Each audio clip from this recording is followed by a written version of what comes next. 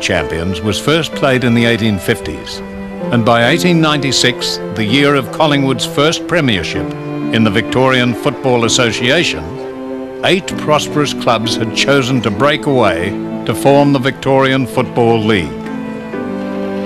Geelong, Essendon, Melbourne, Collingwood, Fitzroy and South Melbourne added Carlton and St Kilda to their Super League. This was the first game between the Fuchsias of Melbourne and the same olds from Essendon. With footy's first gym training, Fitzroy was the league's strongest in the early years, while St Kilda lost its first 48 games. Jack Worrell of Carlton became the first professional coach.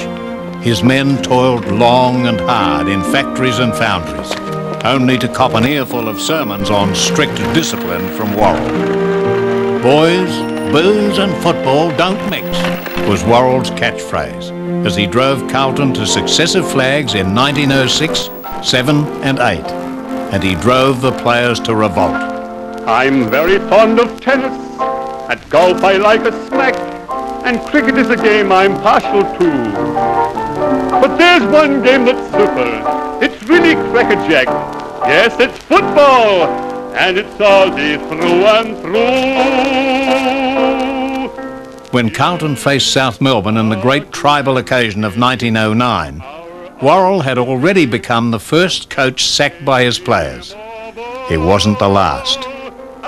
South enjoyed their three-quarter time breather, but the Carlton boys had reason to party long and hard. And just think, one of those brats could be your grandfather.